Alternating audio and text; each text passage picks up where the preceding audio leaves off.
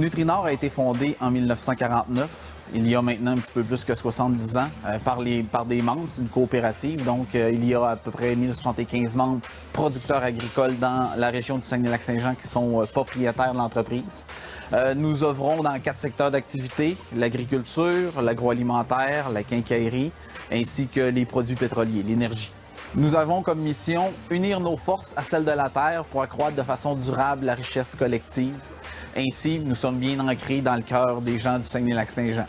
Pour nous, il était tout naturel de devenir un ambassadeur pour la Chambre de commerce, compte tenu de notre empreinte économique dans la région, aussi compte tenu de toute l'effervescence qu'il y a au niveau de la région, au niveau de l'économie.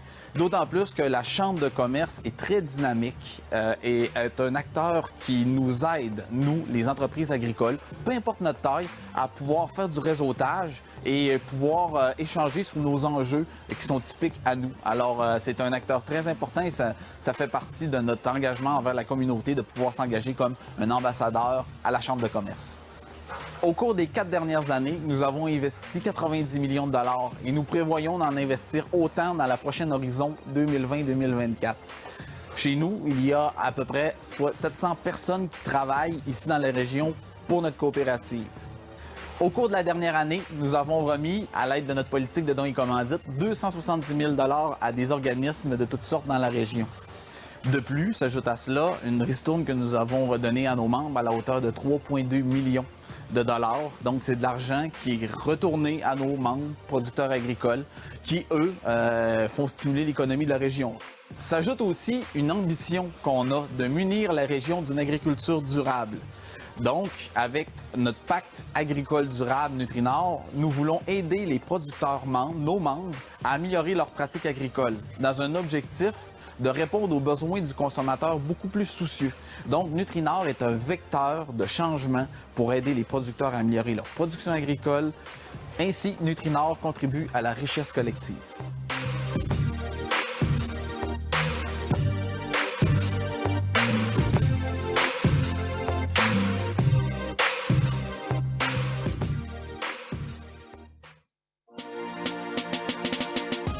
Parce que la reprise économique se poursuit et devrait entraîner une croissance au cours des prochains mois.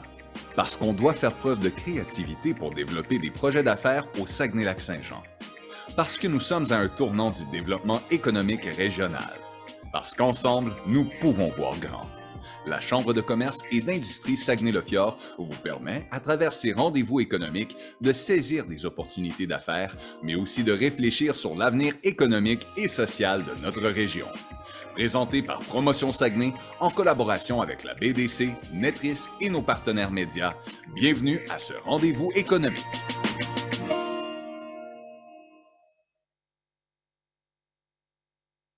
Bonjour et bienvenue à ce premier rendez-vous économique de 2022 qui nous plongera dans les perspectives économiques de l'année en cours. Un événement d'une grande importance et pertinence en cette période pandémique qui affecte profondément notre économie. Mon nom est Sandra Rossignol, je suis la vice-présidente exécutive et directrice générale de la Chambre de commerce et d'industrie Saguenay-le-Fjord. Ce rendez-vous économique vous est présenté par Promotion Saguenay et la BDC en collaboration avec Netris et Kane Lamar et nos partenaires médias Informaffaires et le 95.7 KIC. Nous avons la chance d'être aujourd'hui dans le studio virtuel de LSM Ambio Créateur, qui est notre partenaire technique pour assurer le succès de cet événement. Merci beaucoup à l'équipe. C'est toujours un immense plaisir de collaborer avec vous. J'aimerais également remercier nos partenaires annuels, Ville Saguenay, la MRC du Fjord du Saguenay et Rio Tinto. Voici maintenant comment se déroulera l'événement d'aujourd'hui. Le tout commencera par une présentation de Pierre Cléroux, vice-président recherche et économiste en chef à la BDC, alors qu'il dressera un portrait de la situation économique actuelle au Québec et au Canada. Suivra une présentation de Marc Tremblay, économiste chez Service Québec, qui s'attardera aux perspectives du marché du travail régional ainsi qu'aux défis à relever dans les prochaines années. Pour terminer, un panel de discussion portera sur les enjeux et les perspectives des piliers de l'économie du Saguenay-Lac-Saint-Jean qui sont historiquement la forêt, l'agriculture et l'aluminium. J'aimerais maintenant céder la parole à la présidente de la Chambre de commerce et d'industrie Saguenay-le-Fjord, Mme Valérie Gilbert, qui est directrice principale service chez Groupe Gilbert. Suivra un mot de Michael Gravel, directeur du centre d'affaires Saguenay-Lac-Saint-Jean de la BDC. Et finalement, notre partenaire présentateur de la série des rendez-vous économiques, Priscilla Némé, directrice générale de Promotion Saguenay, vous adressera également quelques mots. Sans plus tarder, à toi, chère présidente de la CCISF. Merci, Sandra. Quand on réfère à nos 3 piliers de l'économie, l'aluminium, la forêt et l'agriculture, on a le réflexe de regarder en arrière, ce qui peut se comprendre parce qu'elles sont intimement liées à notre histoire depuis plus de 100 ans. Pour vivre aussi longtemps, les piliers de notre économie n'ont cessé de se projeter en avant. C'est encore plus vrai en 2022 où les cycles économiques sont plus changeants que jamais, où les marchés mondiaux se retrouvent constamment dans une centrifugeuse et où l'intelligence d'affaires est plus nécessaire que jamais.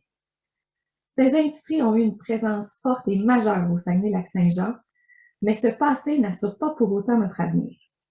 Elles sont toujours bien présentes chez nous dans une forme renouvelée et c'est ce que ce rendez-vous économique veut expliquer en donnant la parole aux représentants de ces 3 piliers. Nos invités ont un dénominateur commun. Ils viennent nous entretenir aujourd'hui de leur industrie dans une perspective d'opportunité. Nous les connaissons aujourd'hui, mais où s'en vont-elles? Quelle forme auront-elles demain? Qu'est-ce que la région doit comprendre de ces changements en cours? Comment peut-elle s'inscrire dans ces changements pour en retirer un maximum d'avantages? C'est ce que nous apprendrons aujourd'hui. Je vous souhaite un bel événement et merci d'être présents. Bonjour à toutes et à tous. Au nom de la BDC, j'aimerais vous remercier pour votre présence en grand nombre pour ce portrait de la situation économique actuelle régionale du Québec et du Canada. Au courant de la prochaine heure, vous découvrirez comment la COVID-19 change notre environnement d'affaires et comment les entrepreneurs d'ici peuvent façonner la suite. Bonne présentation. Bonjour à tous. Promotion Saguenay est fière de présenter les rendez-vous économiques de la Chambre de commerce et d'industrie Saguenay-le-Fjord et de débuter cette nouvelle année en portant un regard sur les perspectives économiques 2022. Saguenay possède des atouts incroyables et nous devons plus que jamais saisir les opportunités. Vous êtes le cœur de notre économie et Promotion Saguenay est un partenaire privilégié de pouvoir vous accompagner dans toutes les étapes du développement de votre entreprise. À tous, bonne conférence. Merci à Valérie, Michael et Priscilla. Maintenant, place à notre premier conférencier, Pierre Cléroux, vice-président recherche et économiste en chef à la BDC. Monsieur Cléroux, qui a occupé plusieurs postes au cours de sa carrière, il a notamment été sous-ministre adjoint au développement économique, de l'innovation et de l'exportation du Québec. Il a également travaillé à la Fédération canadienne de l'entreprise indépendante, où il a occupé divers postes, dont ceux d'économiste et de vice-président pour le Québec. Avant de se joindre à la BDC, il a aussi travaillé pour le gouvernement de l'Arabie saoudite à titre de vice-président analyse des affaires. En 2012, il a été nommé vice-président recherche et économiste en chef de la BDC. Nous accueillons M. Pierre Cléroux. Merci beaucoup. Bonjour tout le monde. Dans les quelques minutes qui vont suivre, ce que j'aimerais, c'est vous donner une perspective sur l'économie du Québec. Pour ce faire, ma présentation a 3 parties. D'abord, je vais vous parler des perspectives de l'économie. Deuxième chose, 3 tendances qu'on suit en 2022 qui sont importantes pour les gens d'affaires. Et finalement, je vais parler brièvement de la transition vers la neutralité carbone. Donc, les perspectives, voici où est-ce que nous en sommes, tant au Québec qu'au Canada. En décembre 2021, les chiffres les plus récents, nous avons atteint 100% des emplois que nous avions en février 2020. C'est-à-dire qu'on a récupéré tous les emplois perdus pendant la pandémie. Il y a certains secteurs qui sont encore en retard et il y a d'autres secteurs qui ont progressé plus rapidement. Mais le niveau d'emploi a été complètement récupéré tant au Québec qu'au Canada. Évidemment, ça, c'était au mois de décembre. Depuis, on a eu, comme vous le savez, Omicron. Vous voyez sur le graphique qu'on a eu une explosion de cas partout au Canada, incluant au Québec. Donc, la question, est-ce qu'Omicron va ralentir l'économie du Québec et du Canada?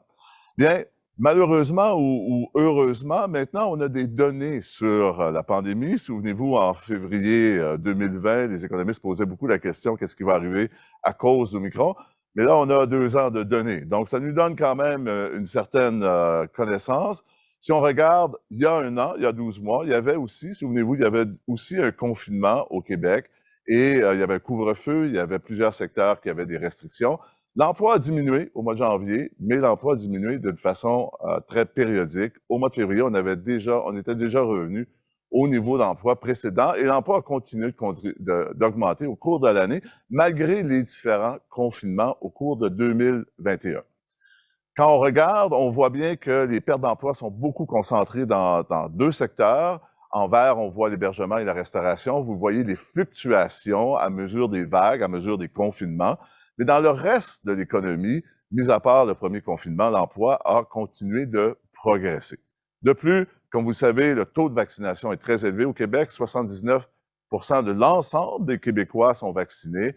C'est un petit point de pourcentage de plus que le Canada, mais c'est surtout un des endroits où est-ce que le taux de vaccination est le plus élevé dans le monde, dans les pays industrialisés. Donc, si on met tout ça ensemble, on pense que l'impact d'Omicron sera limité et de courte durée. Limité à certains secteurs comme l'hébergement, la restauration, le divertissement et la culture. De courte durée parce que, compte tenu du niveau de vaccination, on est convaincu que les confinements vont durer beaucoup moins longtemps. On le voit, le couvre-feu a déjà été levé. À partir de lundi, les salles à manger seront réouvertes. Donc, on va avoir un impact, Omicron aura un impact au début de l'année, mais pour le reste, pour l'ensemble de 2022, la croissance économique va être forte au Québec. Elle va être forte pour 3 raisons. D'abord, les consommateurs. Le graphique que vous voyez, c'est en fait les revenus disponibles des ménages québécois. Ils ont beaucoup augmenté malgré la pandémie. Pour 2 raisons. D'abord, les programmes gouvernementaux qui ont beaucoup aidé plusieurs Québécois et Canadiens.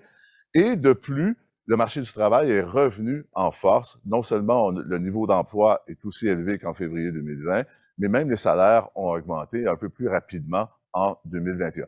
Donc, le revenu disponible des Québécois a augmenté. De plus, ils ont beaucoup épargné. Bon an, mal an, au Québec, on épargne environ 18 milliards, comme en 2019.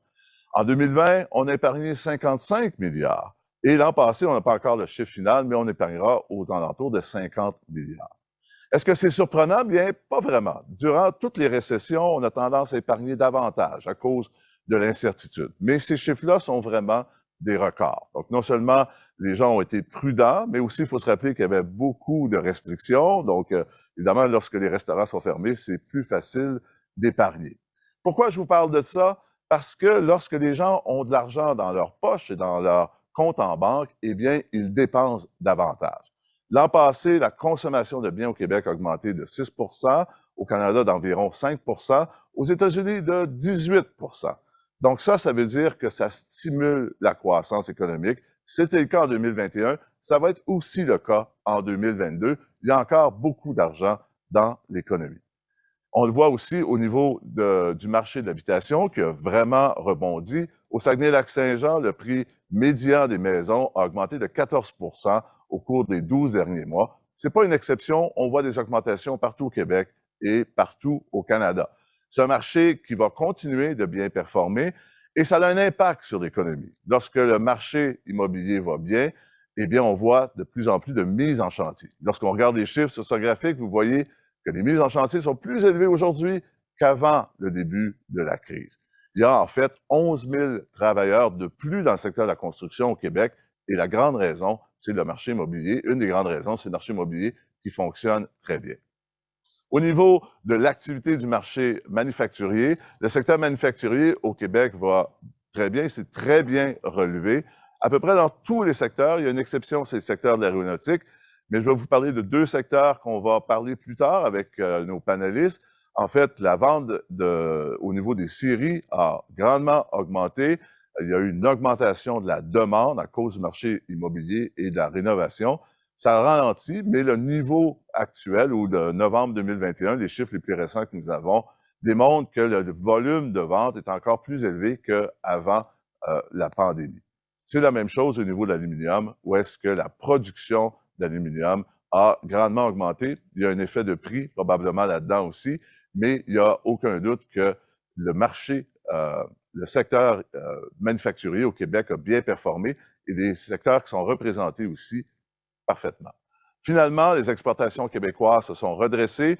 En novembre 2020, le chiffre le plus récent que nous avons, on vendait à l'étranger à peu près 2 milliards de plus qu'au niveau d'avant la crise en janvier 2020.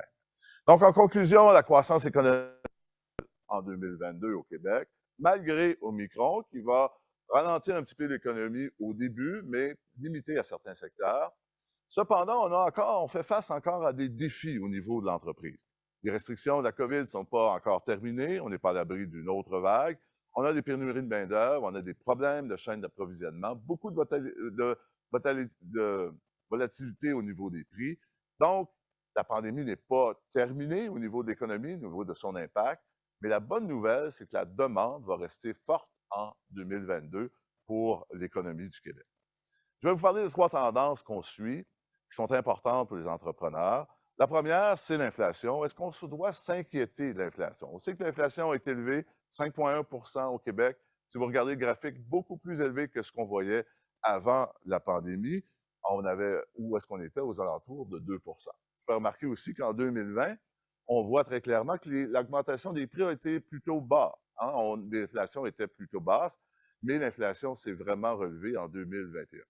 Il y a 2 phénomènes qui expliquent ça. La première, c'est la demande qui était forte et la deuxième raison, c'est les problèmes d'approvisionnement. La demande qui était forte, je vous donne un exemple. Si vous regardez le graphique, la ligne en bleu correspond au prix du bois. Le prix du bois a triplé en 2021, forte demande en Amérique du Nord à cause du marché immobilier. Et aussi, beaucoup de Québécois, beaucoup de Canadiens ont décidé de rénover.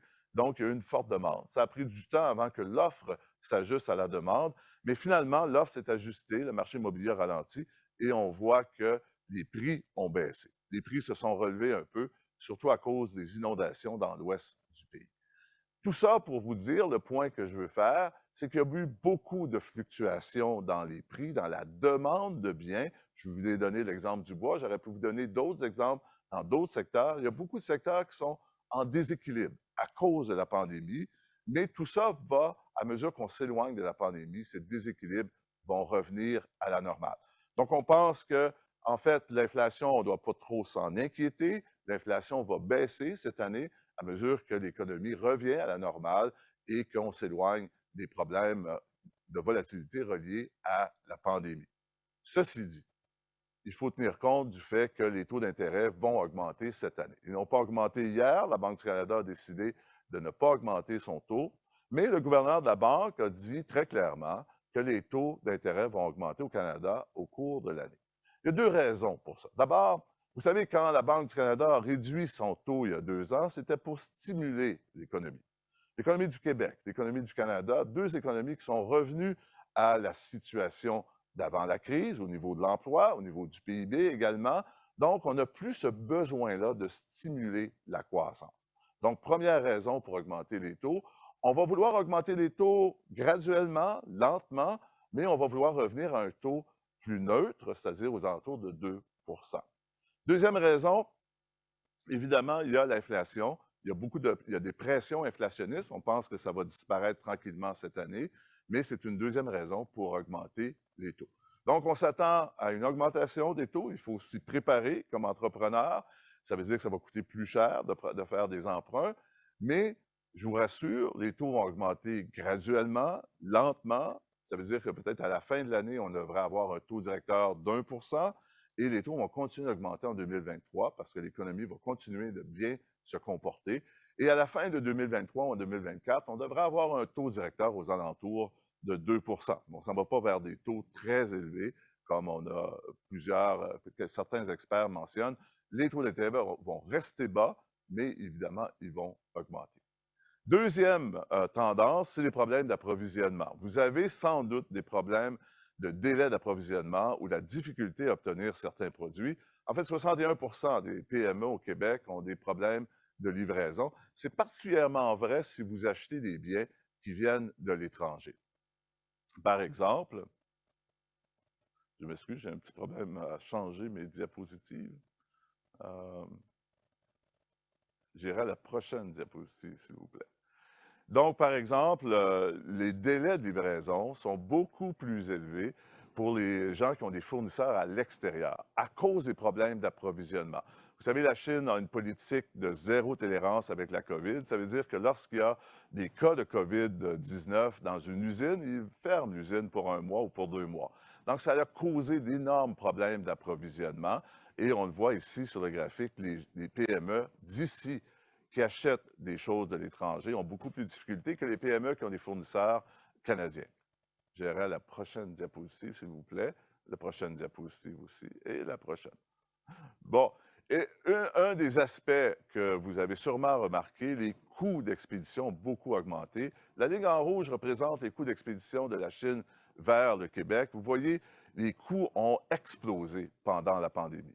Forte demande de biens, comme on l'a vu, mais aussi toutes sortes de problèmes causés par la COVID-19. On s'est aussi aperçu au cours des dernières années qu'on avait sous-investi dans les infrastructures de transport, particulièrement portuaires, et ça explique la hausse ou l'explosion des prix. Tout ça va revenir à la normale au cours de l'année 2022. Les problèmes d'approvisionnement devraient se régler, probablement dans la deuxième partie de l'année. Donc, ça va grandement améliorer la situation. Les coûts de transport ont commencé déjà à baisser. Ils vont continuer de baisser. Cependant, on s'attend qu'à long terme ou à moyen terme, dans les 2-3 prochaines années, ils vont être plus élevés que ce qu'on connaissait avant la pandémie, à cause des problèmes de manque d'investissement dans les infrastructures. Troisième tendance, vous avez sûrement de la difficulté à recruter. C'est le cas de 56% des PME à travers le Québec.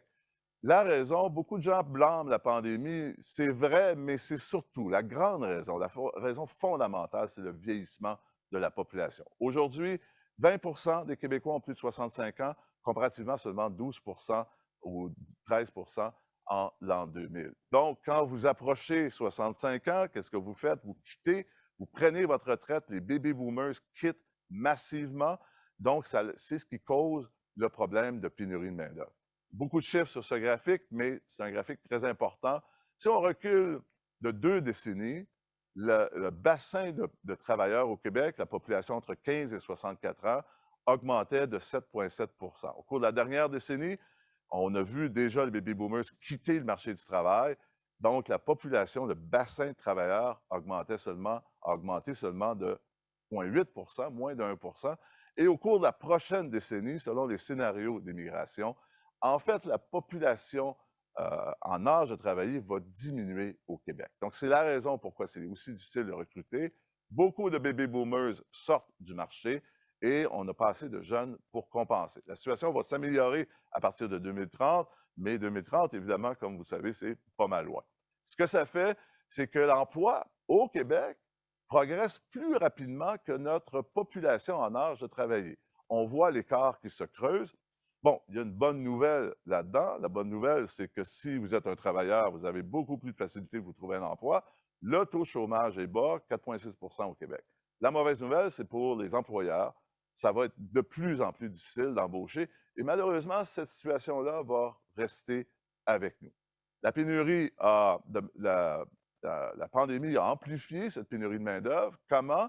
Bien évidemment, les restrictions ont empêché plusieurs immigrants de venir au Québec.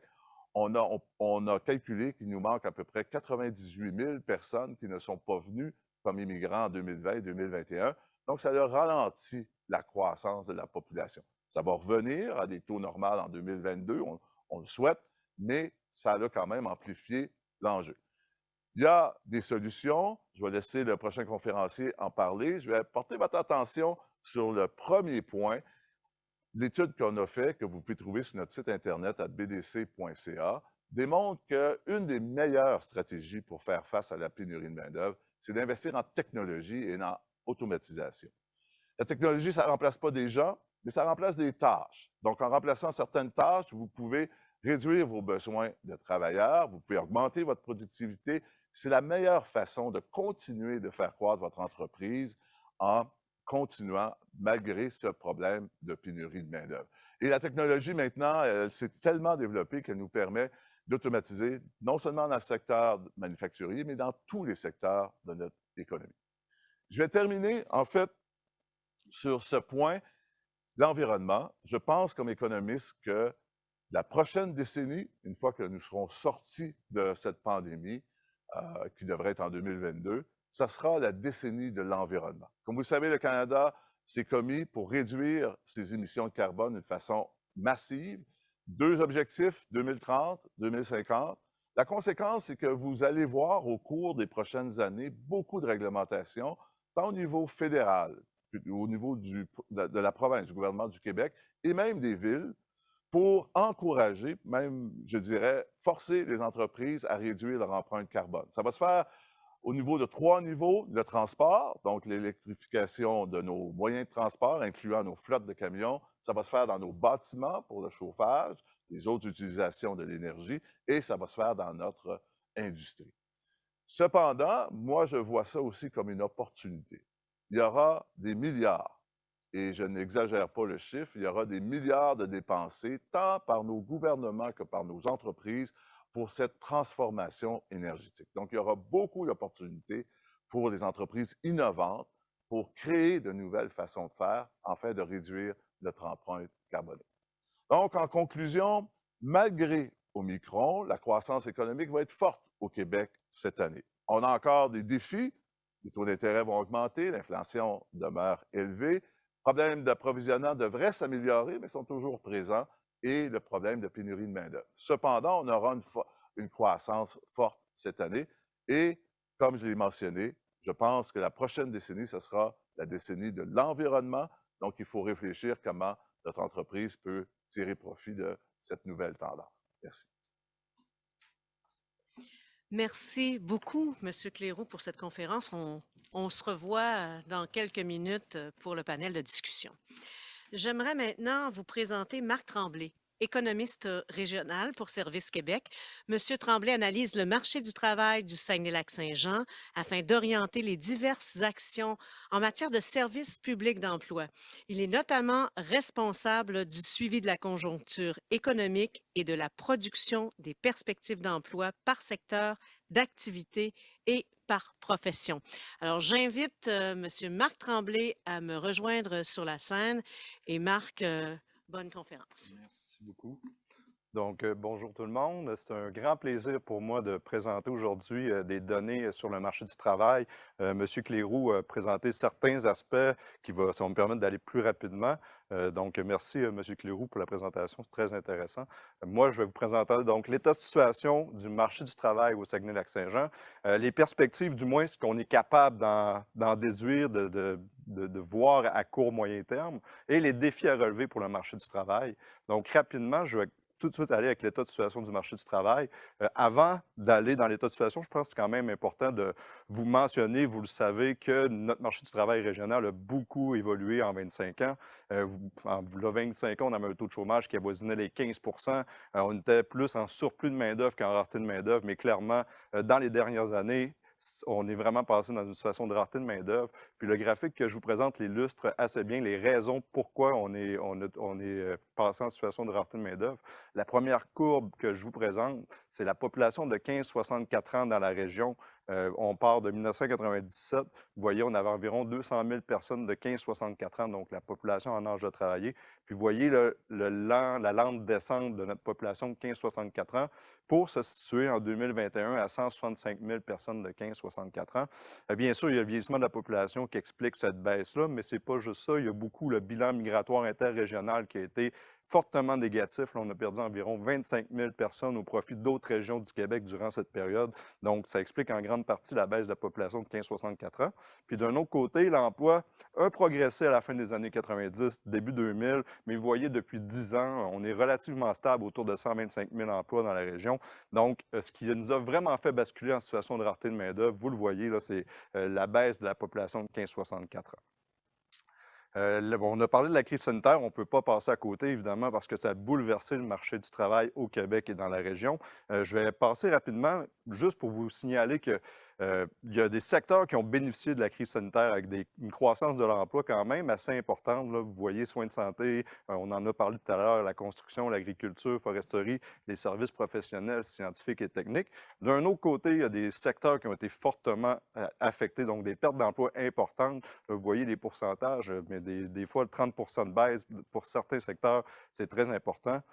Mais au global, ce qui est particulièrement étonnant, c'est que peu importe le secteur qui a eu des baisses d'emploi ou des hausses, il y a des hausses de difficultés de recrutement dans tous les secteurs sans exception, puis de manière très importante. Vous voyez, au Québec, au troisième trimestre de 2021, le taux de postes vacants était de 6,1 %, un des plus élevés au Canada.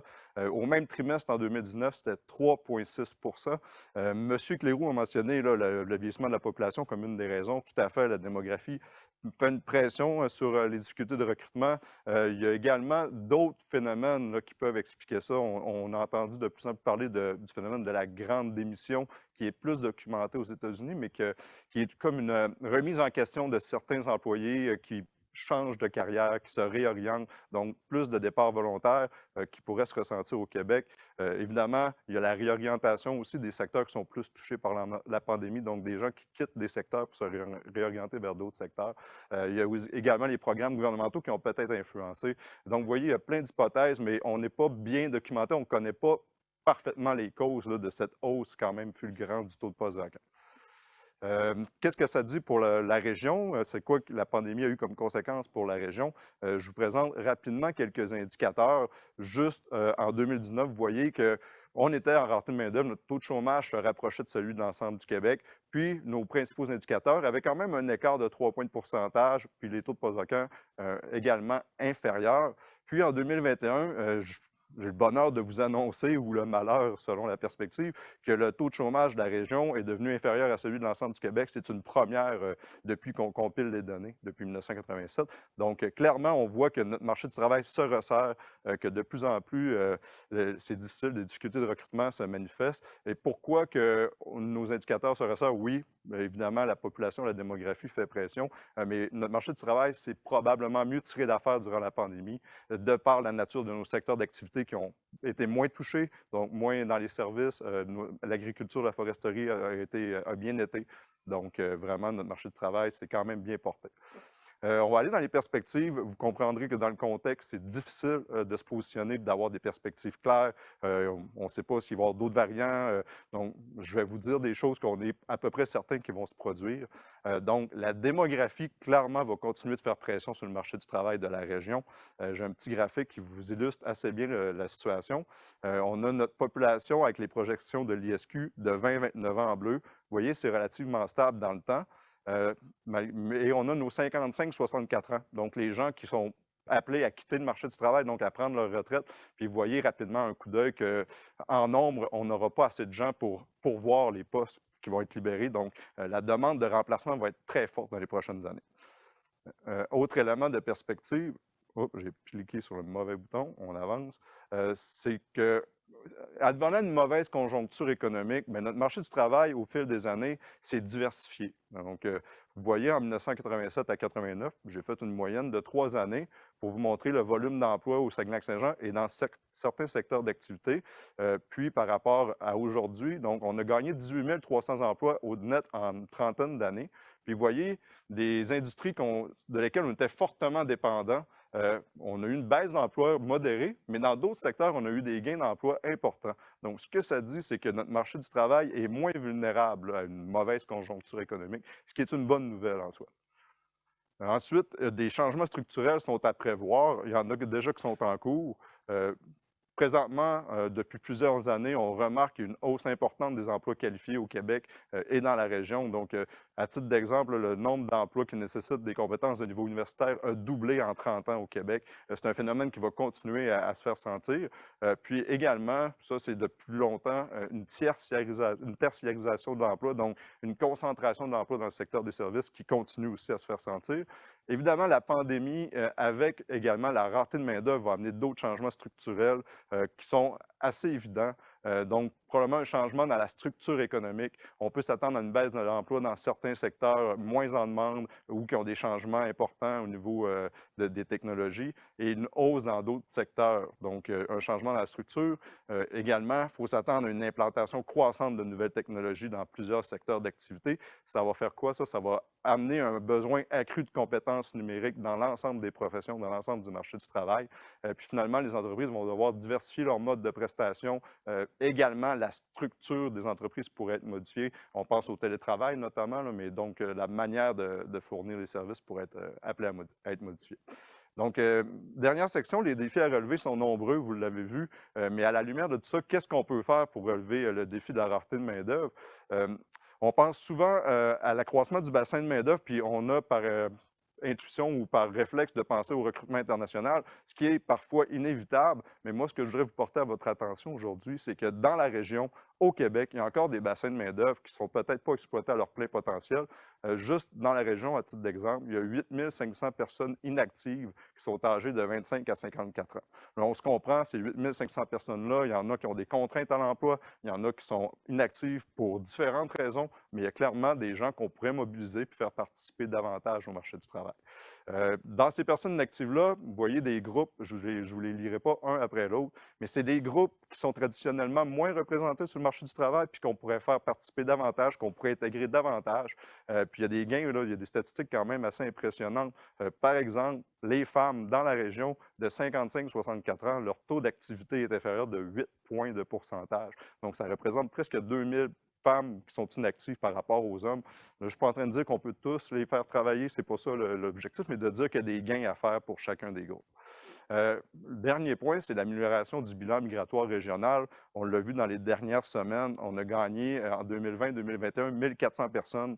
C'est le meilleur bilan migratoire dans les 25 dernières années, même depuis longtemps. Donc, on s'améliore de ce côté-là, mais on a encore beaucoup de gains à faire. On est une région avec des beaux atouts qu'on peut mettre de l'avant pour attirer des gens dans notre région puis venir occuper des emplois. Donc, c'est une autre piste de solution pour l'accroissement du bassin de main-d'œuvre. Un autre élément, c'est l'amélioration de l'adéquation entre l'offre et la demande de main-d'œuvre. Je commence avec les personnes en situation de sous-emploi. Une donnée qui est quand même frappante. Au Québec, il y a 30 des travailleurs qui seraient surqualifiés. Puis si on regarde les personnes immigrantes, c'est 43 Ça représente 1,1 million de personnes qui seraient surqualifiées, puis environ 280 000 personnes immigrantes qui, donc, on pourrait peut-être utiliser à meilleur escient. Autre point, c'est la réorientation et la requalification de la main-d'œuvre dans les secteurs qui sont en décroissance vers des secteurs en croissance. Et là, on parle autant à court qu'à long terme. Donc, les gens qui, par exemple, qui ont perdu leur emploi, on pourrait les réorienter où il y a de la demande. Puis, les gens qui sont en choix de carrière, qui doivent aller aux études, développer leurs compétences, bien, c'est important qu'on les oriente dans les bons programmes donc, où il y a de la demande. Dernier point, ou avant-dernier point, le développement des compétences de la main-d'œuvre en adéquation avec le virage technologique des entreprises. Ça aussi, c'est autant à court terme, donc présentement, de faire de la formation continue, de développer les compétences de la main-d'œuvre dans les entreprises, puis adapter les programmes de formation pour répondre à ce besoin-là.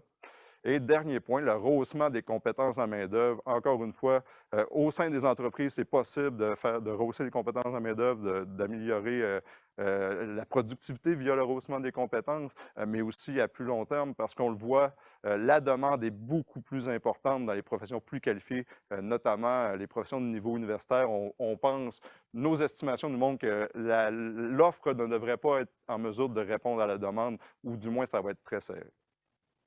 Et la dernière piste de solution, les derniers défis à relever, c'est l'amélioration de la productivité et des pratiques de GRH des entreprises. Évidemment, là, vous comprenez, en rareté de main-d'œuvre, je pense que c'est incontournable pour les entreprises, s'ils veulent maintenir et développer leurs activités, qu'il faut qu'ils améliorent leur productivité. Intuitivement, on pense aux nouvelles technologies pour améliorer cet aspect-là, mais l'adoption de meilleures pratiques de GRH peut aussi contribuer de manière importante. Par exemple, avec un meilleur processus de recrutement, une intégration plus efficace. Donc, on va aller chercher la meilleure personne disponible, l'intégrer mieux, la fidéliser, la faire maintenir en emploi plus longtemps. Donc, vous voyez plein de pistes de solutions là, pour améliorer la productivité. Et finalement, il faut que les entreprises soient ouvertes à une main-d'œuvre diversifiée. On a vu des groupes qui sont sous-représentés sur le marché du travail. Clairement, il va falloir faire appel à cette main-d'œuvre-là. Ça nécessite des ajustements, donc adaptation des postes de travail peut-être pour une personne handicapée, flexibilité dans l'horaire pour les travailleurs expérimentés, mais on n'aura pas le choix de se tourner vers ça. Et je termine avec une statistique. Moins de 30% des entreprises de 40 à 99 employés dans la région ont une ressource dédiée à la GRH. Je pense que ce que ça nous montre, c'est qu'il y a des gains à faire de ce côté-là. Il y a du travail qu'on pourrait pour améliorer la gestion des ressources humaines des entreprises. Donc, c'est ce que j'avais à vous dire aujourd'hui. Je vous remercie de votre attention. Merci, Marc Tremblay, économiste chez Service Québec. Maintenant, place au panel de discussion. Alors, en plus de Pierre Cléroux, économiste à la BDC, nous avons également, Sébastien Ross, j'ai perdu mon texte. Attendez un peu, je vais aller chercher ma version papier. Excusez-moi. C'est pour ça que je l'ai mis proche. Hein? On ne sait jamais quel problème technique on peut avoir lorsqu'on est en direct. Alors, en plus de Sébastien Ross, directeur exécutif Opération Québec Rio Tinto Aluminium, nous avons également Yves Girard, chef de la direction de Nutrinor depuis 2002. Et en ligne avec nous, Jean-François Samré, PDG du Conseil de l'industrie forestière du Québec. Alors, bonjour à vous quatre. Bonjour. Notre panel de discussion aujourd'hui va porter sur 4 blocs. L'évolution de chacune de vos industries, l'impact concret des changements sur l'économie régionale, les relations entre les différents partenaires et bien sûr, la main-d'œuvre. On en a entendu parler avec Marc et c'est un défi pour tous. Et nous allons terminer sur votre vision de votre industrie pour les 10 prochaines années. Alors, thème 1, l'évolution de chacune des industries. Nous sommes dans une période de grands changements, évidemment, qui n'épargne aucune entreprise.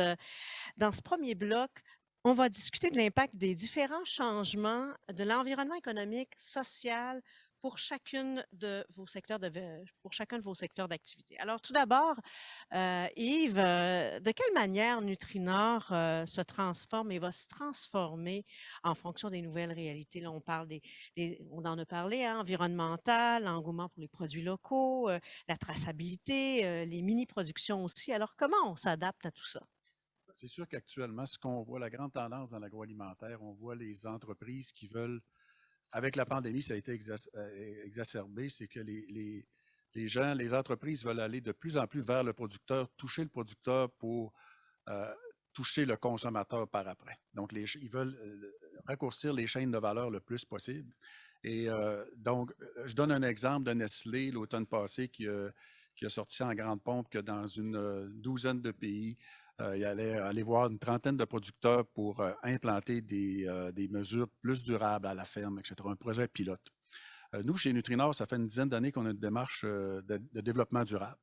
En 2015, on a fait déjà des projets pilotes avec nos agriculteurs pour implanter une démarche d'agriculture durable à la ferme. Et en 2020, on a lancé le pacte agricole durable de Nutrinor, justement pour supporter nos producteurs avec nos agronomes pour l'amélioration des sols, l'amélioration des pratiques culturelles, l'amélioration des pratiques d'élevage aussi pour les animaux, la santé et sécurité à la ferme, l'économie aussi, parce que l'agriculture durable et le développement durable, c'est pas seulement l'environnement, c'est l'économique et le social aussi. Donc, ça nous a permis, nous, d'avoir une démarche qui est très robuste. Actuellement, on a déjà une centaine de producteurs dans la région. Imaginez, je parlais tantôt de Nestlé dans le monde, une trentaine de producteurs dans 12 pays qui font un projet pilote. Nous, on a déjà une centaine de producteurs, pour être plus précis, 90 producteurs qui ont embarqué dans notre démarche d'agriculture durable, le PADN qu'on appelle, et on a déjà des produits à l'effigie d'agriculture durable. Donc, si vous achetez notre lait NutriPure aujourd'hui, vous voyez le logo agriculture durable. Donc, on est sûr qu'il y a une traçabilité avec ce produit-là et on est sûr que nos producteurs sont engagés dans une démarche d'agriculture durable. Donc, ça, c'est un projet qu'on a travaillé depuis une douzaine d'années et ça touche directement le consommateur parce qu'avec la pandémie, vous le savez, les gens sont allés vers les circuits courts, veulent acheter de plus en plus en proximité et les grandes entreprises cherchent par tous les moyens d'aller rejoindre les producteurs et nous, notre avantage concurrentiel, on l'a déjà. Donc, c'est comme ça qu'on va faire le développement pour le futur. Aujourd'hui, on a quelques produits qui sont sous l'égide de l'agriculture durable, mais dans le futur, ça va être, on souhaite que ça soit 100% des produits pour être capable d'expliquer aux consommateurs comment notre producteur fait ses produits, quel effort qu'il fait en agriculture durable et en développement durable pour améliorer nos sols, pour améliorer le bien-être animal, comme je disais tout à l'heure, entre autres. Sébastien Ross, directeur exécutif des opérations atlantiques pour Rio Tinto Aluminium. On parle beaucoup dans l'aluminium du 4.0. On sait que les emplois ont évolué. Comment ça se représente, ça? Comment est-ce qu'on vit ça? Comment ça s'organise, tout ça? Et merci beaucoup. Tout d'abord, je suis très content d'être ici, là. On est résolument tourné vers l'avenir chez Rio Tinto. On est dans une bonne période. La demande est bonne, le prix est bon. Mais le 4.0, ça fait déjà quelques années qu'on travaille là-dessus chez Rio Tinto, mais on est en période d'accélération en termes de développement. Peut-être donner un exemple, puis ça a été fait en partenariat avec CGI. Vous faisiez référence à M. Godin tout à l'heure en introduction. Le COA qu'on a ici, c'est un centre de vigie de nos cuves. On contrôle 2500 cuves à travers le monde, pas juste les cuves du Saguenay-Lac-Saint-Jean. On contrôle 50 millions de données à l'heure avec 800 algorithmes, puis on prend 3500 interactions directement. C'est déjà fait pour nos salles de cuves, mais on est très, très en avance sur les salles de cuves. On veut faire la même chose sur nos centres de coulées, ce qu'on a fait l'an passé. On le fait dans le carbone. On veut le faire en gestion des actifs, mais on veut aussi le faire en gestion environnementale. C'est-à-dire que on veut avoir un aluminium très vert. On a déjà un aluminium avec une faible empreinte carbone, la plus faible empreinte carbone au monde. On sait qu'on travaille sur une technologie de rupture avec des partenaires qui est Elysis, mais c'est inhérent à notre procédé d'électrolyse actuel, la génération de CO2, et on pense que le 4.0, si on instrumente bien nos équipements, ça va nous permettre de réduire nos émissions, ça va nous permettre d'intervenir et d'aider à la tâche nos employés pour contribuer à une décarbonisation de l'industrie. En termes de projets, on fait beaucoup de projets avec des partenaires locaux. On a annoncé il y a quelques mois un partenariat avec Epic McFarland pour un véhicule autoguidé qu'on pourrait mettre dans une usine pour transporter le métal, qui va clairement amener des gains de productivité. On travaille aussi avec, je donne un exemple, on a un four de refonte d'aluminium qui vraiment, on veut encore là s'impliquer de plus en plus dans le recyclage. Donc, avec Dynamic Concept dans la région, on a automatisé les siphons. Donc, il y a beaucoup de projets. Et je peux vous dire qu'on va investir 32 millions de dollars américains en technologie 4.0 juste en 2022 au sein de Rio Tinto. Dans tout Rio Tinto. Juste les opérations au Québec ici. C'est énorme. Allons rejoindre Jean-François Samré du Conseil de l'industrie forestière du Québec. Quel est le plus grand défi dans l'industrie forestière? On parle d'approvisionnement, d'air protégé, des caribous forestiers. C'est quoi le plus grand défi? Je pense que je vous dirais que l'économiste de la BDC, excusez-moi, là, Monsieur Cléroux? Monsieur Cléroux a bien mis la table en partant. C'est qu'il y a une demande et un engouement incroyable pour le bois. En même temps, il y a un virage vert, Jeremy Rifkin appelle ça de Green New Deal, qui est là devant nous. Et il y a un déficit de construction. Déficit de construction au Québec, il manque actuellement 20 000 unités d'habitation pour répondre à la demande, et ce, malgré le fait que la construction tourne à plein régime. Et aux États-Unis, c'est 6 millions de maisons qui manquent pour répondre à la demande, malgré que ça tourne à plein régime aussi. Donc, comment est-ce qu'on répond à cette demande-là tout en faisant de la conservation? Et donc, on sait que le bois stocke du carbone pendant la croissance, puis certains voudraient mettre ça sur une cloche de verre et le garder tel quel. Mais on sait aussi que le bois stocke le carbone pendant qu'il est dans les bâtiments. Chaque mètre cube de bois utilisé dans la construction stocke 2 tonnes de carbone durant la durée de vie. Donc, comment est-ce qu'on concilie le recours au bois et la préservation? C'est là tout l'enjeu. Et il faut réaliser que l'intéressant du Québec est déjà à l'œuvre. C'est peut-être méconnu, mais le Québec, c'est 10% des forêts certifiées de la planète sur le territoire du Lac-Saint-Jean. Saguenay-Lac-Saint-Jean, c'est le quart des attributions de l'industrie. Et il y a 37% du territoire forestier dans votre région qui est préservé pour des raisons environnementales. Donc, il y a un moyen, je pense qu'il y a de l'écho. Est-ce que c'est mon micro? En tout cas, on entendait du bruit. Donc, l'accès à la ressource, M. Samré, on nous a dit que c'était un grand défi, l'accès à la ressource forestière. On peut avoir beaucoup de beaux projets, mais est-ce que c'est le principal défi? Et c'est évident que je sois Rio Tinto ou que je sois coopérative agricole, si j'ai pas accès, si je suis Rio Tinto, que j'ai pas accès à des approvisionnements de bauxite, je peux pas faire grand-chose. Du même côté, du secteur forestier, si j'ai pas accès à des volumes prévus et que je sais en quelle qualité puis à quel moment je vais les avoir, c'est difficile de répondre à la demande, c'est difficile de développer des nouveaux produits, c'est difficile d'innover. Donc, c'est évident que pour répondre à la demande, il faut avoir une prévisibilité sur où est le bois et de maintenir les certifications, ce que l'industrie fait, mais de maintenir cet approvisionnement pour être capable de répondre à la demande des marchés. Et les marchés sont très forts. M. Cléroux, quand vous entendez nos intervenants d'aujourd'hui, on voit que l'emploi a évolué. Est-ce que ce sont encore des piliers importants de notre économie au Québec, mondiale et dans la région? Tout à fait. Et je pense qu'on a vu les trois présentations, ces trois industries qui sont dans la région depuis longtemps et qui vont le demeurer. Ces trois industries qui vont continuer de voir une progression. La demande pour le bois, la demande pour l'aluminium, pour les produits agricoles vont juste s'accélérer avec les prochaines années. Et ce que j'ai beaucoup aimé, c'est que la transformation, elle est déjà là. On est en train de changer nos façons de faire. La pandémie a eu beaucoup d'effets négatifs, mais a eu des effets positifs. Ça a accéléré la transformation dans plusieurs cas. Beaucoup dans les investissements en technologie, dans la transformation technologique, on était un peu forcé de le faire, mais je pense que on va en profiter dans le futur. Et moi, je suis persuadé que ces trois piliers vont être encore les piliers de la région. J'en rajouterai un autre, le sujet de votre prochaine conférence, la technologie. On le voit, la technologie, la demande technologique a explosé. Les entreprises ont de plus en plus besoin de la technologie. Donc, ça va être le quatrième pilier. Mais ces trois piliers-là sont ici pour rester, c'est sûr.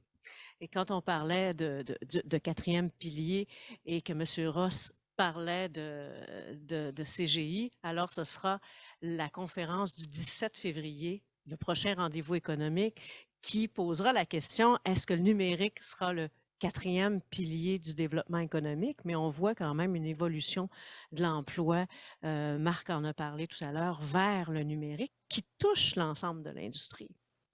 Tout à fait. Moi, on le voit dans tous les secteurs, même dans les secteurs qui ne sont pas présents ici, comme la restauration, le commerce de détail. Si on veut être capable de faire face à la pénurie de main-d'œuvre, il va falloir être très créatif. Il n'y a pas une solution. Marc en a parlé, il y a des sous-groupes de notre population qu'on pourrait aller chercher, mais la technologie va nous aider à réduire nos besoins de main-d'œuvre parce que la prochaine décennie, ça sera ça l'enjeu. La main-d'œuvre sera un des enjeux très importants. Je vous invite maintenant à regarder une vidéo qui nous provient du Conseil de l'industrie forestière du Québec. Ça va placer la table pour la prochaine étape.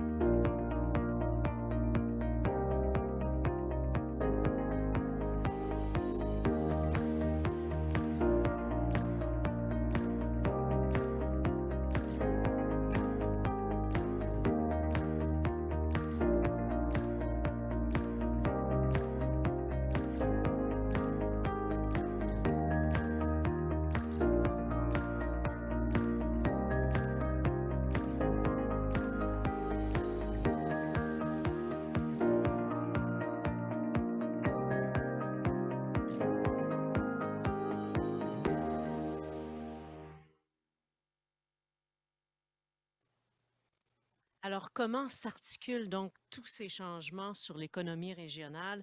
Ce sera le deuxième thème de ce panel de discussion. Le déploiement, donc, sur le terrain, comment ça se vit? On le sent déjà, on est en ébullition de changements dans nos divers secteurs d'activité. Je commencerai par vous, Jean-François. L'industrie, vous l'avez dit, mise beaucoup sur la prévisibilité, mais comment on jongle avec une ressource qui est soumise à tellement de changements? Ben, écoutez, moi, je pense que le changement, c'est quelque chose qu'on parle avec ses partenaires. Je pense que c'est quelque chose qu'on se donne une vision locale, on se donne une vision globale, et c'est des choses sur lesquelles on est à l'œuvre. On regarde, on discute également avec le secteur de la recherche, le secteur de l'emploi, nos comités sectoriels. C'est des choses qui sont fondamentales. Et vous le dites bien, ça demande la prévisibilité, c'est fondamental parce que c'est ce qui vient garantir les investissements dans une industrie qui est en concurrence pure parfaite sur le marché d'Amérique du Nord. Les industries ne contrôlent qu'une chose et encore, c'est leur coût. Le prix est fixé par le marché. Mais je vous dirais, la transformation, elle a également des synergies incroyables, dont notamment pour la région du Saguenay-Lac-Saint-Jean. Parce que si on regarde le tout, la forêt vient chercher une ressource, la remet en production, mais il y a des coproduits qui sont utilisés dans le secteur agricole. On parle d'Océan Toundra, on parle également des innovations qu'on voit que les copeaux pourraient aider à augmenter la durée de vie de certains légumes lors de la conservation. On voit des nouveaux packaging qui sont faits en papier, en fibre plutôt qu'en plastique. Et derrière tout ça, il y a également une synergie parce qu'on a de plus en plus d'équipements qui sont faits en aluminium pour la légèreté, pour lutter contre les GES et améliorer notre bilan. Donc, régionalement, c'est quelque chose c'est une synergie vraiment incroyable. Pour nous, je pense que ça passe par une vision, un partage de vision avec les partenaires pour aligner les choses puis pour faire arriver. Et ça passe par une acceptabilité sociale, c'est clair aussi. Yves Girard, sous votre gouverne, Nutrinor complètement changé. Hein, ça fait depuis 2002 que vous êtes à la tête de Nutrinor. Vous quittez dans les prochains mois, prochaines années, d'ici 2023. Acquisitions nombreuses, partenariats, nouvelles marques. Vous en avez parlé un petit peu tout à l'heure, mais il y a beaucoup de changements qui sont à venir encore. À quoi on peut s'attendre? C'est sûr que je ne peux pas rentrer dans les secrets industriels ou de lancement de produits qu'on va faire prochainement parce que regardez qu'est-ce qui va se passer. Vous allez voir, c'est plein de choses qui s'en viennent encore. Comme le dit M. Cléry, on n'a pas arrêté de travailler. Au contraire, on a travaillé encore plus dans la pandémie. On a investi 200 millions dans les 10 dernières années. On prévoit investir, comme le président le disait tout à l'heure, pas loin de 100 millions dans les 3 prochaines années. C'est sûr que le rythme des acquisitions, le rythme des lancements va être vraiment tributaire de la pandémie, entre autres, et de la pénurie de main-d'œuvre, parce qu'on ne peut pas se lancer souvent dans des grands projets avec le manque de main-d'œuvre qu'on a aujourd'hui.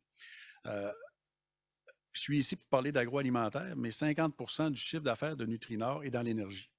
Donc, la transition énergétique, pour nous, est un élément extrêmement important. On parle de diminution de 25, 30, 35% des énergies fossiles d'ici 2030, 2035, on ne sait pas quand. Nutrinor a sorti une nouvelle bannière énergie en 2017. Les gens pensaient qu'on n'était pas dans l'énergie, mais ça fait depuis 1956 qu'on est là-dedans. Et on a 25 stations-service à travers la région. Et on est en train de transformer tranquillement ces stations-service-là vers des services de proximité. Au niveau de l'alimentaire, faire des synergies aussi avec l'agroalimentaire et ces centres de distribution-là. Et on travaille bien sûr à voir comment, avec tous les produits agroalimentaires, les rejets, les produits qu'on pourrait faire pour transformer de l'énergie pour le futur. Donc, on a des projets sur la table de ce côté-là aussi. Un des projets majeurs, on en a parlé tout à l'heure, c'est la transition numérique qui est incontournable pour nous. On le sait, les Québécois, les Canadiens, on investit beaucoup moins en technologie que les Américains, que les Européens. On est en retard. Le ministre Fitzgibbon a annoncé cette semaine un autre 25 millions. On prévoit investir sur peut-être le 100 millions qu'on va investir dans les 3 prochaines années, peut-être la moitié en numérisation, pour intégrer toute la progression qu'on a faite dans les dernières années, parce qu'il y a plein de synergies à aller chercher. Puis aussi au niveau de la main-d'œuvre, moins il va y avoir de gens qui vont toucher à nos produits dans les usines, moins on aura besoin de gens. Ça ne veut pas dire qu'on ne veut pas en engager, puis on ne veut pas créer de l'emploi. Mais s'il n'y en a pas de disponible, la numérisation, l'automatisation est un enjeu majeur. Et Sébastien Ross en avait également parlé, l'automatisation. la révolution verte aussi. Comment est-ce que ça va se traduire dans les usines du Saguenay-Lac-Saint-Jean? Non, c'est une très bonne question parce que c'est clairement où on veut aller. Je répète, on est déjà la plus faible empreinte de carbone, mais ce n'est pas assez. Ce qu'on veut, je pense que notre maison mère a annoncé très clairement des ambitions de décarbonisation, la carboneutralité pour 2050, ce qui est très courageux et audacieux pour une compagnie minière, réduire de 50 pour 2030. Naturellement, notre division aluminium, on fait partie de cet enjeu-là. C'est vraiment quelque chose qu'on veut réussir à faire. On est bien parti. C'est sûr que la technologie de rupture hélicis va contribuer grandement à l'atteinte de cet objectif-là, mais il faut naturellement beaucoup plus que ça. Puis quand on parle de transition verte, on parle d'émissions de CO2, mais on va plus loin que ça. On veut de l'aluminium qui est plus responsable. On parle d'économie circulaire, de valorisation de sous-produits. Un bon exemple qui touche un peu le domaine de l'agriculture, c'est l'anhydrite, qui est un sous-produit de notre usine de Fluor qu'on a aussi au Saguenay, qu'on a fait un amendement pour le monde agroalimentaire, puis on va fertiliser des champs de bleuets. On est en test actuellement, donc c'est un beau clin d'œil à l'industrie régionale, ce qu'on a fait. On en fait peut-être pas assez avec l'industrie forestière encore, mais c'est des choses qu'on veut regarder. Donc, tout ce qui est valorisation, économie circulaire.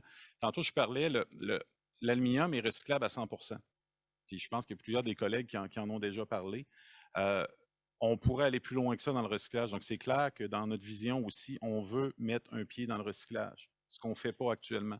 Donc, on a commencé, on a un projet à l'intérieur qui va rentrer en production dans à peu près 2-3 semaines, qu'on avait annoncé il y a environ 1 an. Ça va être un premier pas. On travaille à un autre projet de recyclage. On veut de l'aluminium responsable aussi.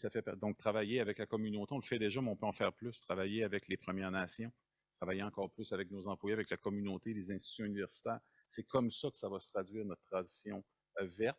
On a une raffinerie d'alumine, on n'en parle pas souvent. Ici, c'est unique.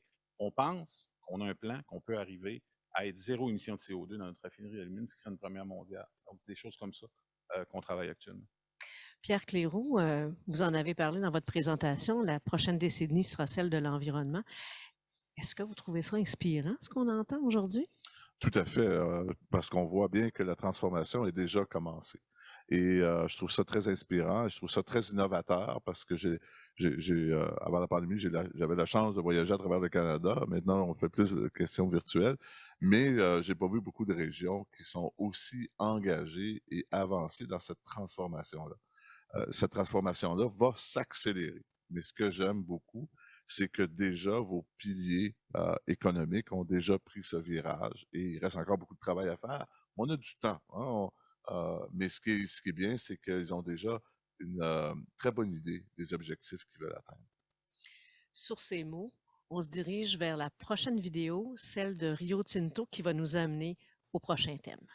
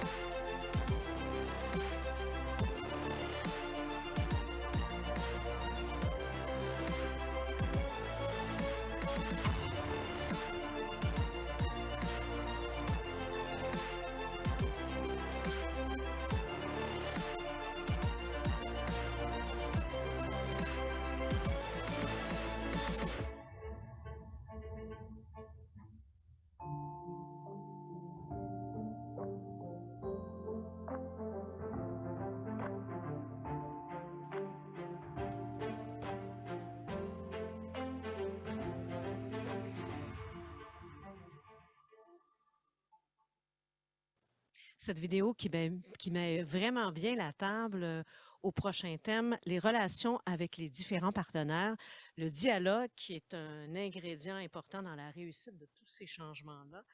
Comment on doit se préparer comme milieu? Comment on prépare les travailleurs, les fournisseurs, bref, la communauté? Et je demanderais à Sébastien Ross de me répondre en premier parce que Rio Tinto communique beaucoup avec la communauté. Alors, comment on doit intégrer le dialogue pour faire accepter ces changements?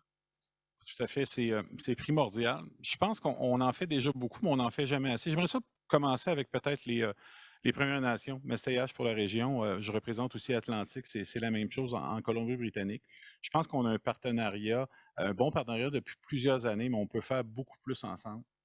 Je pense que la clé, c'est la communication, c'est l'ouverture d'esprit, c'est la transparence, puis un vrai esprit de partenariat. Puis, tu sais, des fois, on dit partenariat, mais on peut avoir l'air de donneur d'ordre. Mais partenariat, c'est important. Ça veut dire écouter, ça veut dire communiquer. Donc, moi vraiment, c'est la clé. Donc, avec Masteyach, c'est très important et les autres Premières Nations sur le territoire également. Avec les équipementiers, je pense qu'il fait plusieurs années qu'on fait beaucoup de choses avec les équipementiers. Je pense qu'en travaillant ensemble, on a réussi à avoir des équipementiers qui sont sur la scène internationale, qui sont vraiment exceptionnels puis très présents sur la scène internationale. On travaille encore avec Epic McFarland pour un véhicule. Je pense qu'il va être un excellent véhicule qu'on va peut-être pouvoir déployer à la grandeur du monde. Il faut qu'on continue à faire ça. Je pense qu'il faut miser aussi. On a un centre de recherche. Ça aussi, on n'en parle peut-être pas assez souvent. 125 chercheurs. C'est un centre de recherche international qui attire beaucoup de chercheurs à l'international. Il y en a d'autres. On est dans une région, je pense, exceptionnelle. On a une université, plusieurs cégeps, des centres de recherche, des centres de transfert. Il faut encore plus travailler ensemble puis se mobiliser comme région pour aller encore plus loin. Mais je pense que ça passe par le dialogue, la communication, mais surtout s'écouter un l'autre puis se comprendre. Mais ça part de notre côté. Si je mets le chapeau Rio Tinto, c'est mon rôle, c'est être clair sur où on veut aller comme industrie, qu'est-ce qu'on veut faire, puis qu'est-ce que ça va impliquer comme changement dans la communauté puis pour les partenaires. Et dans le domaine de la forêt, Jean-François Samré, comment on établit ce dialogue? Je pense que M. Ross a touché tous les points. C'est de se donner une vision, à la différence de Rio Tinto, l'industrie forestière, que ce soit au Lac-Saint-Jean, à la grandeur du Québec, elle a nombreux joueurs, elle a une chaîne de valeur longue, une chaîne de valeur diversifiée. C'est d'en arriver à l'intérieur de notre industrie, d'avoir une vision commune. On est là. Et par la suite, c'est de la communiquer puis de regarder avec les autres parties prenantes comment est-ce qu'elles veulent, comment est-ce qu'elles l'aperçoivent et comment également est-ce qu'elles s'y intègrent. Et derrière ça, ben, au premier chef, je pense que Sandra, vous l'avez bien mentionné, la notion d'acceptabilité sociale, la notion de voir, oui, ça prend des aires de conservation pour le territoire, mais ça va prendre également des aires d'intensification pour répondre à la demande et ça va prendre également des nouveaux usages, des nouvelles machineries, réduire les empreintes de carbone pour encore améliorer le positionnement du bois. Donc, le dialogue, la vision commune, être capable de trouver des ancrages communs et de cheminer. C'est derrière ça la communication.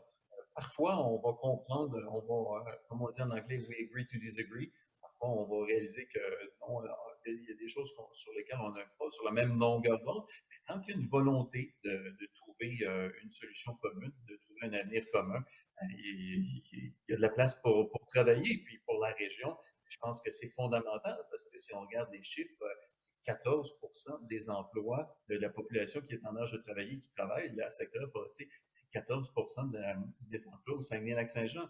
Donc, je pense qu'on est là. On va continuer à innover, à avoir des liens avec les centres de recherche, avec les écoles de formation et de bien communiquer avec l'ensemble des parties prenantes, qu'elles soient autochtones, qu'elles soient des groupes environnementaux, qu'elles soient des municipalités. Je pense que ce sont des acteurs incontournables. Et c'est un défi. Le dialogue est un défi. Plusieurs parties prenantes qui ont des intérêts différents. Dans le domaine agroalimentaire, Yves, comment ça s'articule ce dialogue? Parce que vous avez dit l'énergie, c'est aussi une partie importante. Oui.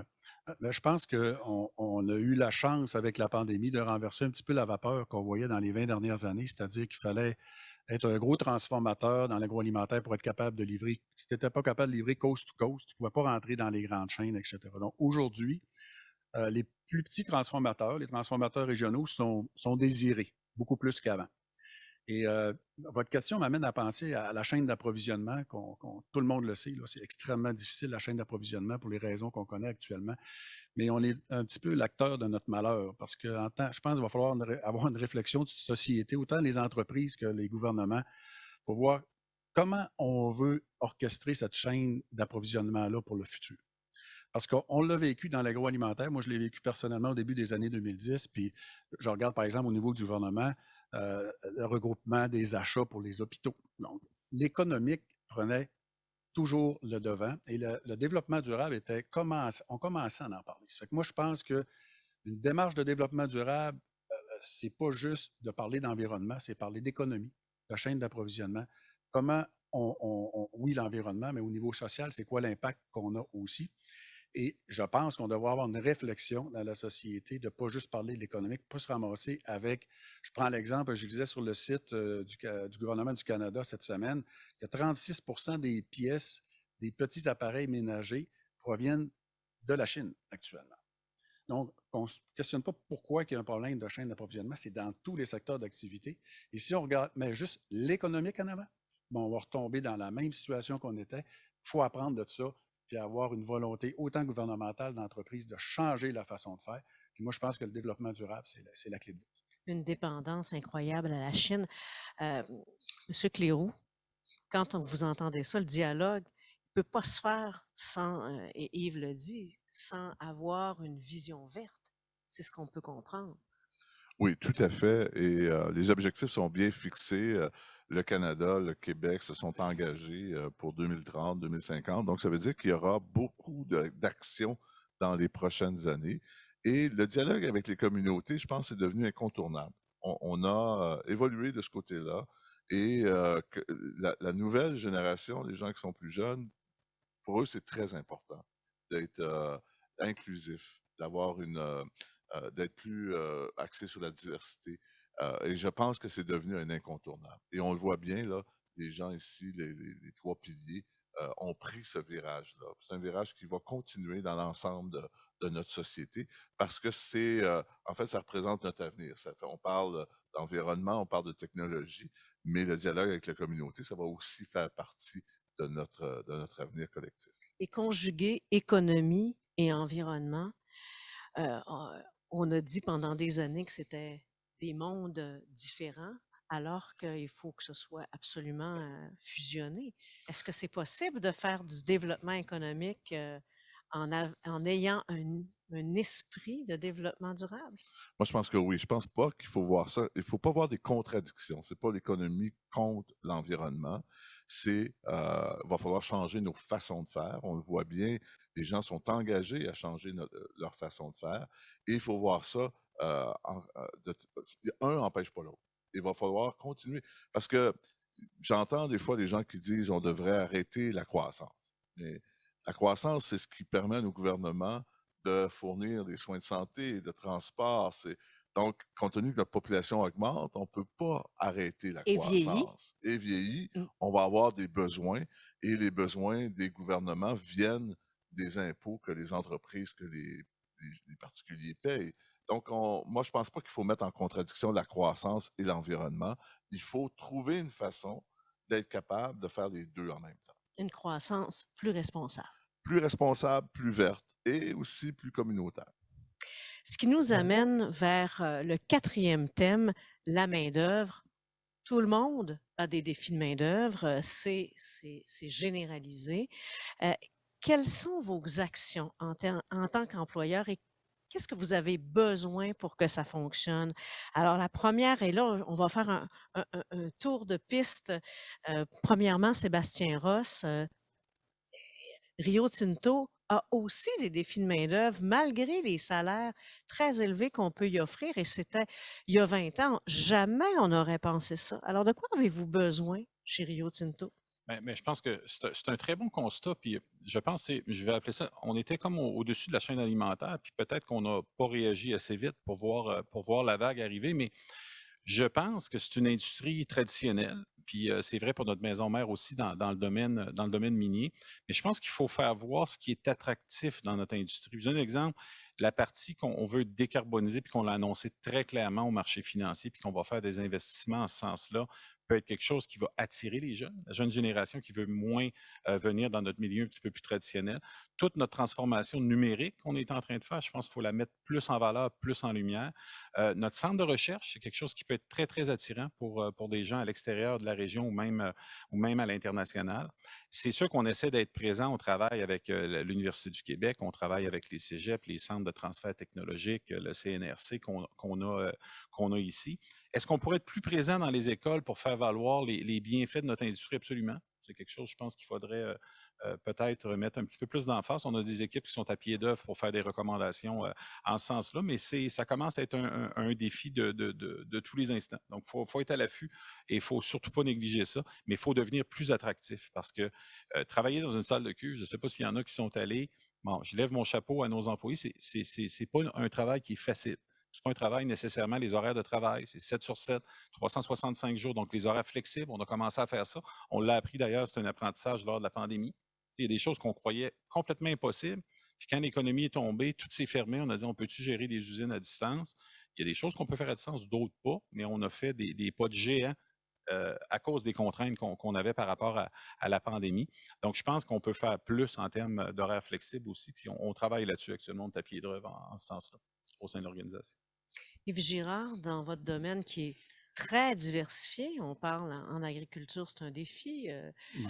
Vous avez une série de stations-service. Ouais. Je rejoins beaucoup ce que M. Ross disait, je ne répéterai pas. Je pense que la numérisation qu'est-ce qu'on a besoin? C'est sûr que les plans d'augmentation de nos numérisation, d'automatisation de nos systèmes, c'est majeur, c'est ce qui va sûrement nous aider à passer à travers. Par contre, la pertinence qu'on a en tant qu'entreprise est extrêmement importante. Est-ce que les employés sentent que les gens, quand ils regardent Nutrinor, moi, je pense qu'avec le projet qu'on a, c'est un projet de société de développement durable, d'agriculture durable, ça parle aux jeunes et comment les gens, il faut qu'ils sentent qu'ils sont capables de faire une différence, qu'ils sont capables de faire une différence dans la société. Je pense que les jeunes, c'est ça qu'ils veulent de plus en plus. Je donne l'exemple, par exemple, de nos agronomes. On a une vingtaine d'agronomes technologues agricoles qui sont embarqués avec nous. On a mis une formation spécifique pour eux, spécifique à la région. On n'a pas attendu après le gouvernement ou après le provincial ou le fédéral. On va les former pour les 2 prochaines années avec une académie en agriculture durable pour supporter nos producteurs. Donc, la formation en amont de notre vision qu'on se donne est importante à mettre en place aussi. Et ça donne, ils ont l'impression, puis ils nous l'ont dit, qu'ils sont en train de participer à un grand projet de société. Puis ça, c'est attirant, je pense, pour la future génération. Dans la forêt, Jean-François, comment ça s'articule? Quels sont vos besoins en matière de main-d'œuvre? Puis comment vous pouvez aller chercher la main-d'œuvre dont vous avez besoin et faire face à ce défi?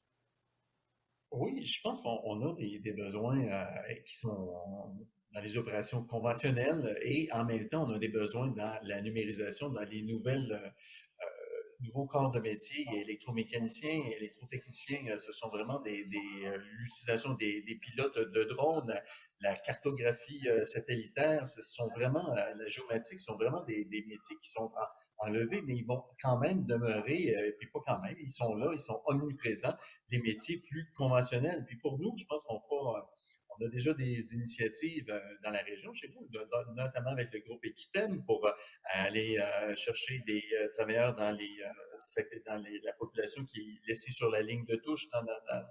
Actuellement, on a des initiatives avec Format Bois et Forêt Compétences pour faire des formations avec stage et formation en milieu de travail auprès des populations autochtones, auprès des nouveaux arrivants, puis auprès des gens qui ont décidé, pour une raison ou une autre, dans leur parcours de vie, de vivre du décrochage.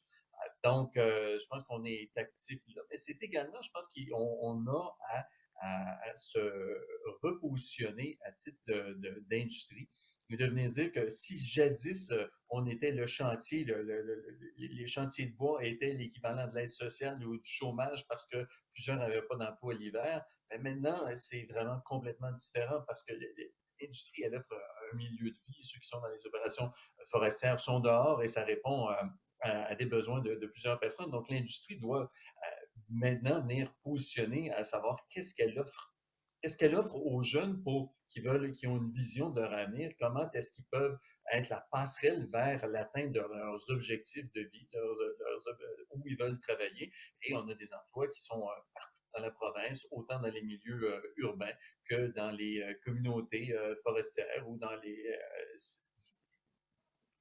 je vous dirais, dans toutes les régions et tous les secteurs. Donc, je pense qu'il y a une pluralité d'emplois et je pense que M. Cléroux et M. Ross ont mentionné à un moment donné dans la crise sanitaire, ce qu'on voit des sociétés résilientes sont des sociétés qui sont basées sur les gens, sur la population locale qui se prend en main et qui veut aspirer à autre chose. Puis je pense qu'on le voit dans le secteur forestier, on le voit que les gens veulent en faire partie. Certains veulent faire partie d'une certaine vision, mais je pense que tout le monde adhère à l'effet de dire que la forêt, ça fait partie de l'avenir du Québec et c'est indissociable de l'atteinte de ses objectifs de réduction de GES. Et je vous lance cette question-là, l'adéquation, la formation et vos besoins et ce qu'offrent les maisons d'enseignement. Est-ce que ça répond? Est-ce qu'on a un message à lancer aux maisons d'enseignement ou à toute cette offre-là de formation pour qu'elle soit peut-être plus adéquate? Peut-être Yves en premier? Ben, c'est sûr que nous, on est quand même dans plusieurs secteurs d'activité. Ça fait que autant au niveau du détail que je parlais tantôt au niveau agronomique, déjà, il y a des formations un peu partout. Mais je pense qu'au niveau du détail comme tel, il y a du travail à faire, c'est clair. Puis ça change tellement vite aujourd'hui, c'est que l'adaptation est rendue un dogme. Hein. C'est-à-dire que planifier aujourd'hui est beaucoup plus compliqué qu'avant. On agit beaucoup plus. Mais il faut adapter nos formations. Je pense que nos formations, il faut qu'elles soient de plus en plus spécifiques à nos besoins. Puis ça, il faut aller chercher, comme je disais tantôt, probablement monter nos propres formations selon nos besoins. À l'avenir, je pense que l'avenir va être là, la décentralisation peut-être, plutôt que de se déplacer vers les centres de formation. Bien, il y a aujourd'hui, je disais tantôt, l'Académie des experts conseils, on est allé chercher les meilleurs dans le monde dans ce qu'on veut développer avec nos experts conseils, parce qu'aujourd'hui, la pandémie nous a appris qu'on est capable d'y aller, de fonctionner beaucoup par télétravail. Donc ça, c'est un apprentissage important, je pense, la pandémie. Donc, de la formation sur mesure. Absolument. C'est ce qu'on peut comprendre. Jean-François, est-ce que ça vous parle, ça, dans le domaine forestier? Parce qu'il y a un défi dans la formation. Les jeunes, ils ne vont pas nécessairement dans ce domaine-là. Oui, bien, je pense qu'on est en train de faire une révision des programmes, puis une révision des taux de satisfaction. Cette année, on a eu une belle cohorte. Beaucoup de jeunes ont choisi la forêt et d'y venir parce que, pris dans leurs quatre murs, ils voulaient un milieu dans lequel s'épanouir. Donc, c'est une bonne nouvelle, mais en même temps, il va demeurer que tout le défi de la numérisation, il y a un rôle de l'État fondamental là-dedans, qui est la numératie.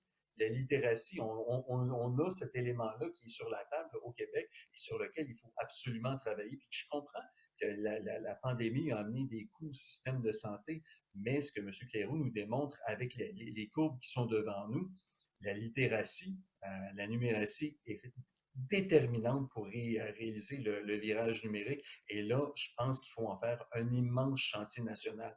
Celui de l'environnement va bien, celui sur la lutte au GS va bien, mais le constat, selon nous, c'est que la littératie, la numératie, c'est l'éléphant dans la pièce qu'on ne veut pas voir, qu'on ne veut pas parler et sur lequel il faut s'y attaquer parce que ça va nous faire déraper dans le virage qu'on est en train de prendre. Une réaction? Oui, en fait, moi, je suis tout à fait d'accord. La situation, Marc l'a bien montré, hein, il y a 25 ans, le taux de chômage était 15 %. Le défi des gouvernements, c'était de créer des emplois. Aujourd'hui, le taux de chômage est en bas de 5 %. Le défi, ce ne sera plus de créer de l'emploi. Le défi, c'est de permettre aux gens de s'ajuster aux besoins du marché du travail. On parle beaucoup de technologie, avec raison, mais il faut aussi aider les gens à s'ajuster à ces changements-là. Donc, moi, je suis tout à fait d'accord. Il faut que nos programmes, il faut que nos gouvernements prennent un virage aussi pour aider les gens à se reformer, pour faire de la formation et s'assurer que les besoins du travail soient comblés.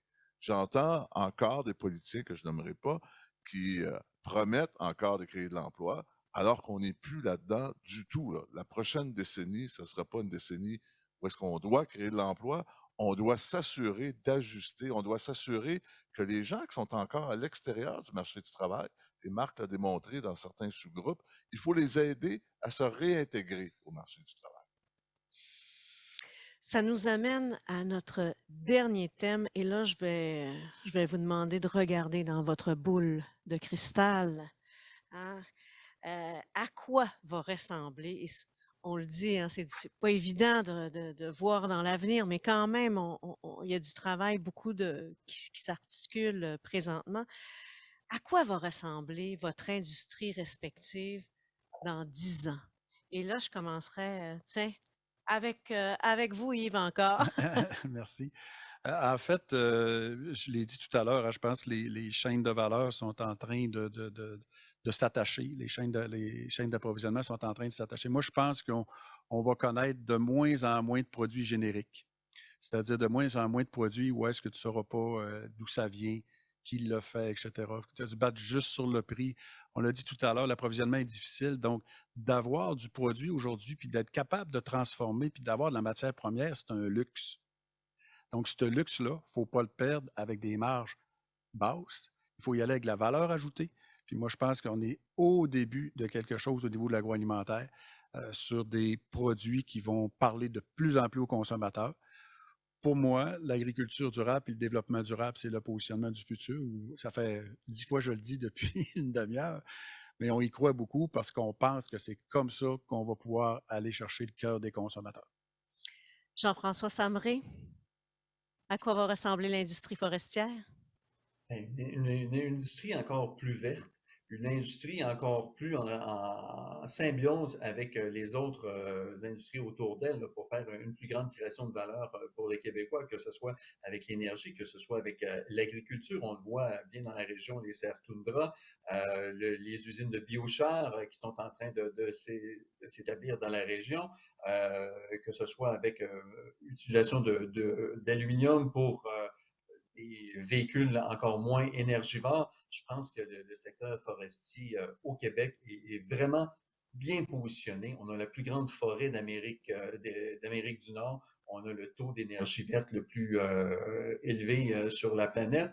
Donc, derrière ça, je pense qu'on est à la bonne place au bon moment avec les bons centres de recherche pour vraiment prendre ce virage-là et vraiment venir se démarquer parce qu'on aura les produits avec les plus faibles empreintes carbone et ça va devenir dans la prochaine décennie un frein à l'arrivée ou à la compétitivité sur certains marchés.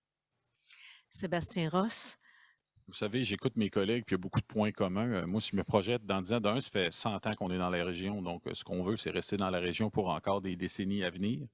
C'est contribuer à la décarbonisation de l'industrie, mais je pense qu'on est tellement gros qu'on peut contribuer à la décarbonisation du Québec et du Canada en faisant ce qu'on veut faire avec la technologie hélicis. Donc, si on se projette dans 10 ans, on va être début 2030, on devrait avoir du hélicis de déployer, puis on devrait avoir coupé 50 de nos émissions de CO2.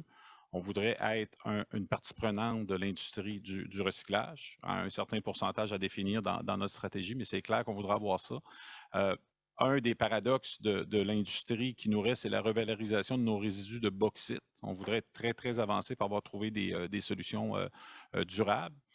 Puis on voudrait tantôt, on parlait de VAP, de la valeur ajoutée, je suis tout à fait d'accord, on en fait déjà beaucoup, mais des produits nichés, des produits qui répondent aux besoins de nos clients, partenaires avec nos clients, c'est comme ça qu'on se projette dans l'avenir. Puis un point que je n'ai pas touché du tout, mais qui est essentiel dans notre stratégie, puis ça touche un peu la formation, on a commencé une initiative où on veut travailler plus avec nos employés de première ligne pour améliorer notre productivité, pour devenir des meilleurs opérateurs. On pense qu'on peut faire beaucoup plus. On a lancé des programmes et on se voit avoir déployé ça à la grandeur de la région dans les 2-3 prochaines années. Puis je pense que ça va nous amener ailleurs. On va être plus productif, plus compétitif en faisant ça aussi. Mot de la fin à vous, Pierre Clairaut. Bien, je pense, d'abord, c'est très encourageant tout ce qu'on a entendu aujourd'hui. La prochaine décennie, ça va être la décennie du changement au niveau de l'environnement, au niveau de l'adoption des technologies, au niveau de la main-d'œuvre. Et je pense que je vais reprendre les mots de quelqu'un tantôt. On est bien positionné pour le faire. On est engagé, les gens ont déjà pris le virage et on a tout ce qu'on a besoin ici au Québec. Vous savez, on oublie souvent qu'on a une des populations les plus éduquées au monde, au Québec et au Canada. Et les changements qu'on a besoin de faire vont nécessiter ça. Donc, on est bien positionné pour prendre ces changements-là. Pierre Clairaut, Marc Tremblay, Sébastien Ross, Yves Girard et Jean-François Samré, Merci beaucoup d'avoir participé avec nous, le temps d'1h30 là, de réfléchir sur l'avenir de ces piliers du développement économique régional. Et permettez-moi de vous inviter le 17 février prochain. Nous traiterons donc de la place de l'industrie du numérique à Saguenay. Deviendra-t-elle, et vous avez répondu à la question, le 4e pilier de notre développement économique? Vous pouvez vous inscrire dès maintenant. Je vous rappelle qu'à titre de membre de la Chambre de commerce et d'industrie Saguenay-le-Fjord, c'est gratuit. Tous les événements en ligne sont gratuits pour l'entreprise et tous ses employés. Donc, profitez-en. Avant de vous laisser, je vais vous inviter également aux événements un petit peu plus proches de nous. Donc, la semaine prochaine, 3 février, rendez-vous webinaire qui traitera de la question de la gouvernance dans nos entreprises, présenté par Raymond Chabot, Grant Thornton, ayant pour titre « Repenser sa gouvernance d'entreprise pour gagner en efficacité ». On a parlé beaucoup d'efficacité. Alors, la gouvernance est une des portes pour être plus efficace. Le 9 février, alors c'est pour vous, les jeunes de 35 ans et moins, jeunes gens d'affaires et professionnels, on reçoit Carole Alain, conférencier, formateur et auteur, qui vous offrira une conférence sur le choc des générations et la rétention du personnel dans le but d'établir un dialogue efficace pour attirer et fidéliser les employés. C'est la période encore de mise en candidature pour le Gala des Dubucs 2022. Ça se poursuit jusqu'au 4 février. Ne manquez pas la chance de faire rayonner votre entreprise en cette période de rareté de main-d'œuvre, avoir une marque employeur qui se démarque. C'est un must. Donc, tous les détails sur notre site Internet au www.ccisf.ca. Merci de répondre à notre sondage satisfaction qui vous sera acheminé dans le courant de l'après-midi. C'est très important pour nous. C'est une façon pour nous de s'améliorer. On vous dit abonnez-vous à notre infolette. Vous allez voir toutes les nouvelles de votre chambre de commerce toutes les semaines et dans une infolette spéciale sur les événements spécifiques de la semaine. Donc, vous allez recevoir ça dans votre boîte courriel. Pour les journalistes, et je m'adresse à vous, nous allons vous retrouver dans un Zoom destiné au point de presse qui suivra. Au nom de toute l'équipe de la Chambre de commerce et d'industrie Saguenay-le-Fjord, au nom de mes invités d'aujourd'hui et de LSM en biocréateurs qui ont fait un travail remarquable, je vous remercie beaucoup et je vous souhaite une excellente journée.